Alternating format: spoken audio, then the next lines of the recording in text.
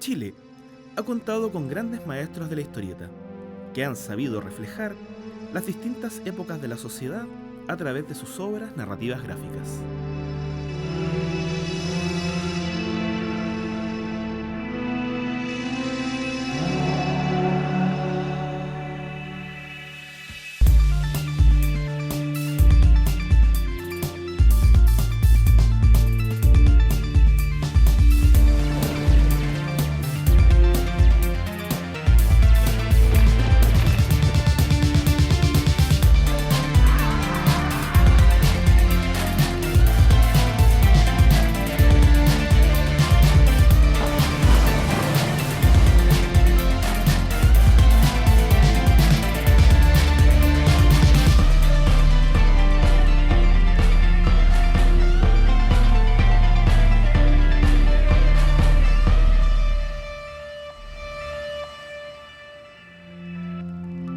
René Ríos, con seudónimo Pepo, fue un destacado dibujante chileno que dio vida a personajes como Don Rodrigo y Viborita, además de participar en innumerables revistas como Cancán,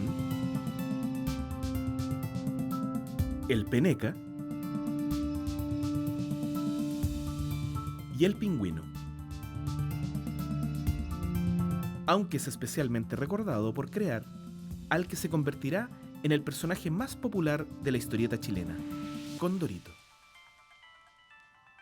Condorito ha sido una publicación que ha tenido un éxito sin precedentes. Se trata de un personaje muy querido, al igual que su sobrino Coné, quien también llegó a tener su propia revista. Me acuerdo que yo tenía cuadernos cuando chico y dibujaba cabezas. Y Condorito era una de las revistas que yo usaba para copiar cabezas de personajes. Me sirvió mucho como práctica.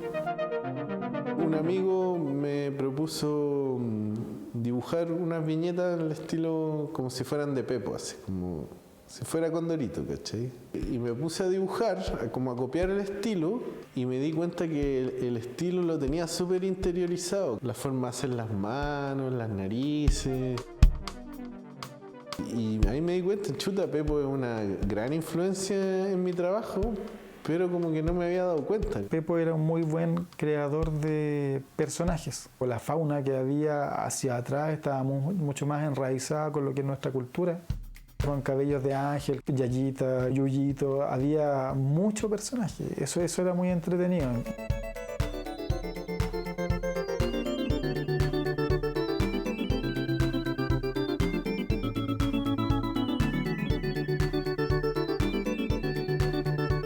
Historietas de Pepo y el equipo que tenía Pepo de dibujantes son cosas muy bien hechas y tan buenas las narraciones también. Pepo era la estrella. Él dibujaba y él, en la época que yo lo conocí, el año 85 por ahí, hasta el 87 por ahí más o menos, estaba en las reuniones con los demás colaboradores para ver qué chistes se dibujaba y cuáles no. Entonces era un ambiente muy historietístico. Un autor muy destacado fue Jorge Cristi, que con gran sentido del humor desarrolló obras desde el género cartoon, destacando la revista Chascón del año 1936, que mezclaba historieta, literatura e ilustración. Muy importante es también su obra Chu Man Fu, historia protagonizada por un mago chino y su hija Flor de Cerezo, que se publicó en forma de libro en 1940.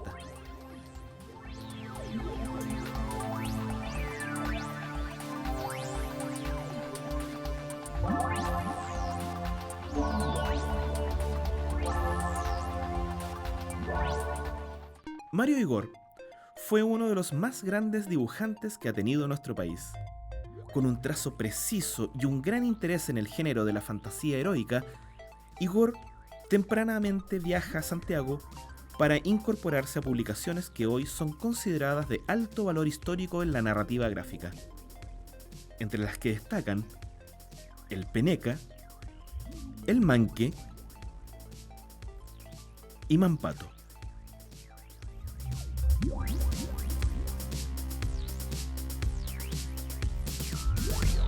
Mario Igor lo descubro, yo creo, como muchos de los de mi generación, en revista Bandido. De ahí el trabajo de línea, pero también de mancha. Estos gallos que dibujan la anatomía con mucha precisión.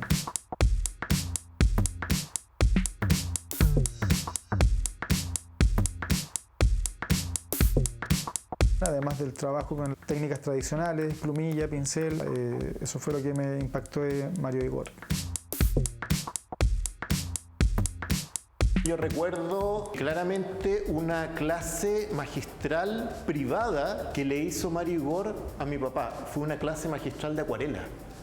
Yo habré tenido entonces unos 9 años, quizás 10, y contemplé cómo Mario Igor pintaba una acuarela de Ángel Mo, porque él era de Puerto Montt. Entonces la pintaba no mirando, sino que él tenía Ángel Mo en su cabeza, fue dibujando los lanchones que estaban varados en la orilla, el mar se había retirado, y luego mojó el papel con mucha agua, con mucha valentía, todo. Y lo que no se dieron cuenta es que la clase no solamente se la hizo Mario Igor a mi papá, sino que también me la hizo a mí, yo también aprendí. Julio Berríos, con seudónimo Huber, un gran genio de la narrativa gráfica, nos sorprendió por décadas con un pulcro trabajo, manifestando un particular interés en los pueblos originarios. Berríos nos acercó a los mundos de Tolac, Taori, Pichinahuel y Kanda, desplegando una cuidadosa investigación acerca de los entornos de estos personajes y sus culturas. Mi favorito de todos los tiempos es Julio Berríos. Una técnica increíble, aparte de una gran persona, tuve el honor de conocerlo, estar 3 veces en su taller. Julio Berríos, que además de ser un excelente dibujante, un excelente narrador, un excelente historietista, tenía una postura cultural y política ante la historieta potentísima. Todo su desarrollo de historietas con culturas precolombinas, la investigación que hace es maravillosa. Julio Berríos me impresiona mucho su trabajo desde que lo veo en un original de Pichinahuel. Pichinahuel, que era la historia de un niño mapuche. Ese dibujo yo lo encontré espectacular, un maestro ese señor. Era un dibujo muy acogedor, muy cálido, muy preciso, pero mucha expresividad en la línea de la vieja escuela. La vinculación con lo étnico, el trabajo de pincel y de tinta fue lo que a mí realmente me atrapó. El destacado artista gráfico Máximo Carvajal es ampliamente reconocido por su aporte a la ciencia ficción, tanto dibujando historietas del género como realizando los guiones de las mismas. Dibujó en Mampato, fue parte del equipo de El Siniestro Dr. Mortis y participó en las más variadas revistas, como Rocket, Guerra, Pin Pin, Ácido, Bandido y Asteroide. Uno no identificaba a los dibujantes por su nombre, pero sí uno empezaba a encontrar dibujantes que a uno le gustaban, digamos. Y el primer dibujante que yo identifiqué con estilo y nombre, porque se encargaba de firmar claramente, era Máximo Carvajal. Máximo Carvajal en sus mejores momentos hacía historias de una profundidad y con un mensaje o con algún recurso que hacía que uno no se olvidara de su historieta. En la obra de Máximo siempre hay esta cosa de antagonismo entre lo gigantesco y lo pequeño. Bueno, esa primera imagen de la primera historieta de Daxo con este gigante flotando en el espacio, digamos, que tiene una característica metafísica, o en Dino y Nina, en donde están estos niños que se enfrentan a estos dinosaurios. A mí siempre me ha gustado la historia de terror en cuanto al cómic. Entonces, los que dibujaron Mortis, como Máximo Carvajal, y esa escuela básicamente me ha inspirado a seguir en el cómic. Poder hacer mi propia historia con ese estilo. Fue un autor, un maestro absoluto dentro de lo que es el cómic chileno y una suerte para mí haberlo conocido. Encontré que era también deslumbrante su trabajo, su soltura. Era como un poco lo que yo quería lograr en ese tiempo. Y Máximo era un tipo muy generoso, muy generoso. Él siempre estaba preocupado, entonces si tú le preguntabas no tenía ningún problema en explicarte, la perspectiva se hace así, o la figura humana, o cómo entinto yo, cómo la pluma, cómo poner la pluma. No puedo dejar de pensar en el maestro Máximo, en los conceptos de cómic occidental o cómic chileno que él lo enseñó en el entintado, en el acabado, en la puesta en escena también. Tiene una biblioteca enorme con artistas de todas partes del mundo, norteamericanos, europeos. Había artistas africanos. Él coleccionaba, como buen artista de cómics, coleccionaba de todos lados, cuando en aquella época era muy difícil encontrar cómics, como la revista Heavy Metal, por ejemplo. Y me abrió los ojos, dije, Dios mío, esto no es simplemente Condorito o Mampato, que tienen mi respeto, pero esto es otra cosa. Estamos hablando de un cómic conceptual, cómic para adultos, un tipo de historieta que no solamente está dirigida a un público infantil o que contiene conceptos educativos o pasatistas. Aquí hay arte, dije yo. Y Máximo me dijo, así es la historieta, o sea, y lucha por ella, lucha por el cómic chileno. Capaces de crear con extraordinaria lucidez artística, los maestros de la historieta chilena solían reunirse y trabajar juntos. Como mi papá trabajaba en casa, solían visitarnos sus colegas como Mario Igor o Temo Lobos, y se quedaban a trabajar de noche. Llegaban en la tarde y estaban toda la noche trabajando, tomando café o tomando vino, fumando mucho. Y eso me permitió asomarme así a los tableros de dibujo y contemplar cómo dibujaban, escuchar sus conversaciones, conversar con ellos, preguntarles cosas, que los niños siempre son muy preguntones. Así que fue como parte de mi educación artística.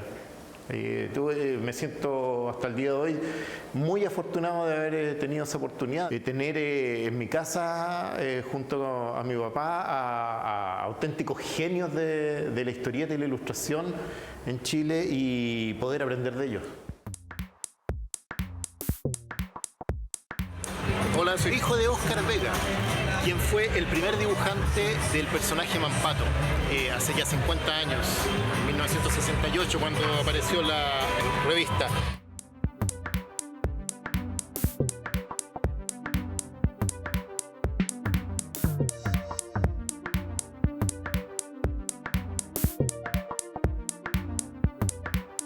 En ese tiempo estaban llegando a la librería francesa los primeros Asterix.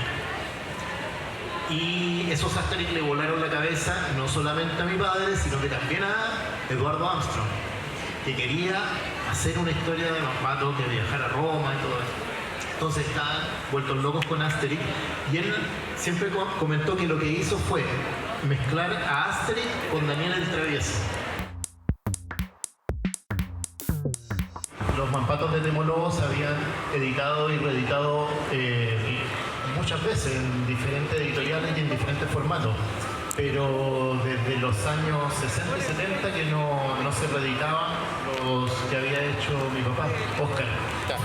Y bueno, también me encargué, junto con Editorial Planeta, de compilar y rescatar las historias perdidas de Mampato, que eran estas historias que había hecho mi papá y que estaban sin reeditarse desde hace 50 años. Me tocó digitalizar todas las páginas y hacer la restauración digital después, viñeta por viñeta, dibujo por dibujo. Fue un trabajo que valió la pena porque no solamente se lo debía un poco a mi papá, y al personaje, sino que también fue muy emotivo para mí.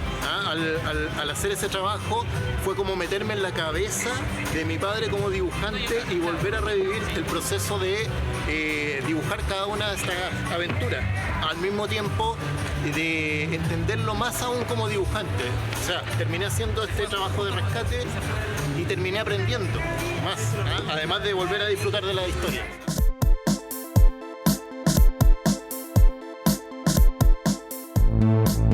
Temístocles Nazario Lobos Aguirre, más conocido como Temo Lobos, fue un notable dibujante e historietista chileno. Poseedor de un talento extraordinario para el dibujo, Lobos ya creaba sus propias historietas a los 16 años, para posteriormente participar profesionalmente con sus dibujos en las revistas El Peneca, Barrabases, El Pingüino, Rocket y Topace. Este año se cumplen 90 años de su natalicio y decidimos que iba a ser el año de Temo Lobos. Desde que empecé a ver historietas y a ver las primeras películas de Disney, y desde ahí ya no he parado nunca más. Y he seguido siendo un enamorado de mi profesión, afortunadamente. Que yo dibujaba ya de los 6 años. Primero los personajes que inventé fueron este y el indio feroz.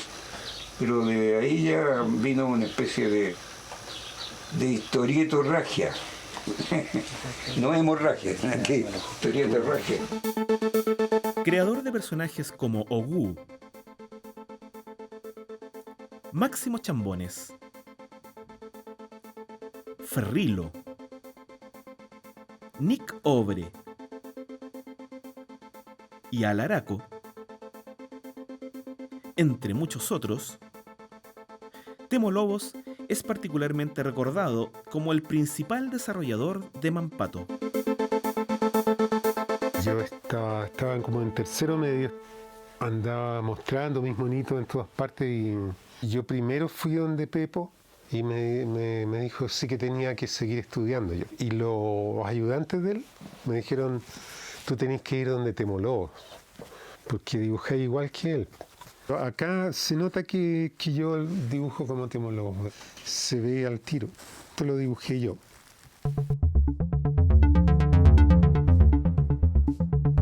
Y yo le llevé mi carpeta de monitos, fui a su casa y me dijo que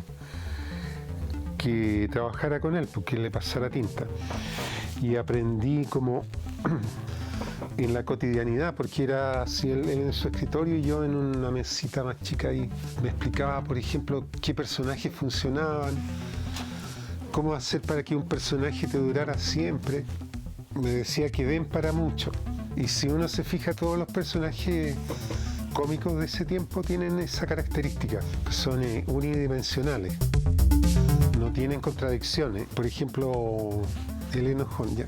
Así como el inocente, a la niña sexy, siempre hay una anécdota que tú le puedes adaptar. Entonces Máximo Chambones siempre va a dejarla grande, la chambonada, y no se le va a agotar.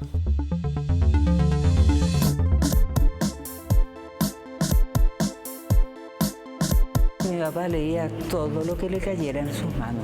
Él decía siempre, lean hasta los boletos de micro. Lean, pero eso es lo importante. Es que a mí me gusta leer cómics, me gusta historietas, no importa, lean. Eso es lo importante, no dejen de leer. El Temo siempre estaba lleno de enciclopedias, de libros de historia, de libros de atlas de geografía, de biografías, de novelas. Siempre los libros estuvieron muy presentes en su obra.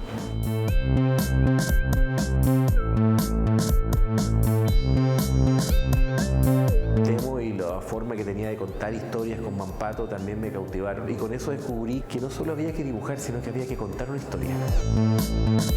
Y uno se fascinaba con la historia de Temo Lobos, y cuando uno es grande poco a poco vas entendiendo la maravilla de narrador que era Temo Lobos. Un narrador extraordinario, con una producción gigantesca, una producción sostenida súper importante, no solo con Mampato, sino que con todos sus otros personajes. Se movía por varios géneros, estaba la ciencia ficción, estaba el romance, estaba la emoción, estaba el suspenso, estaba la aventura.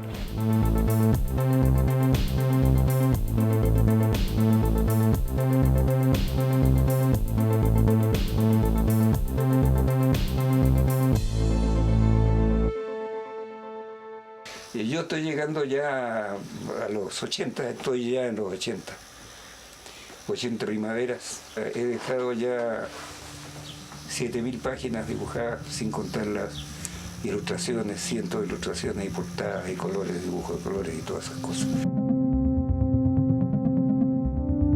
La obra de Temo ha permitido que haya gente que esté haciendo muchas otras cosas. Hoy día hay dibujantes que se reconocen de alguna manera herederos de Temo, hay escritores, hay guionistas. La historieta no es para nada menor en la historia de Chile.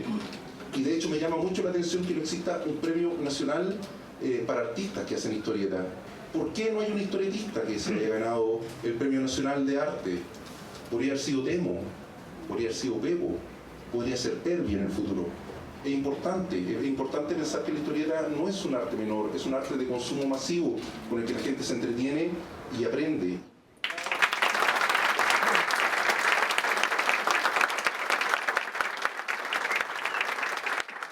Quiero agradecerle a ustedes por el hecho de que me estén recordando todavía. Yo por ahí termino diciendo, no me olviden. Porque una persona nunca muere totalmente mientras haya alguien recordándola. Mientras haya alguien recordando a alguien, se mantendrá vigente y vivo.